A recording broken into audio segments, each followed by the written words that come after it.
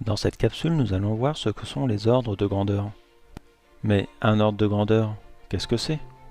Un ordre de grandeur va permettre d'évaluer rapidement une longueur sans souci de précision. Et bien sûr, un ordre de grandeur peut s'effectuer dans différentes unités, telles que la masse, le poids, la mole.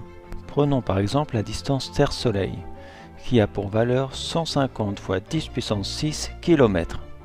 Pour en déterminer l'ordre de grandeur, il y a deux étapes importantes à suivre. La première, c'est exprimer la valeur en écriture scientifique. Nous avons déjà vu l'écriture scientifique dans une capsule précédente. Dans notre cas, 150 fois 10 puissance 6 km, l'écriture scientifique qui est de la forme A fois 10 puissance n, nous donne 1,50 fois 10 puissance 8 km. Deuxième étape, après avoir écrit notre valeur sous la forme d'une notation scientifique, est celle-ci. Si A, dans notre cas 1,50, est inférieur à 5, on l'arrondira à 1. Et si A est supérieur à 5, on l'arrondira à 10.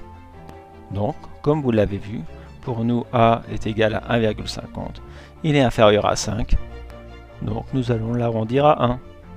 Ce qui nous donne, pour l'ordre de grandeur de la distance Terre-Soleil, qui était de 150 fois 10 puissance 6 km, sera 1 fois 10 puissance 8 km.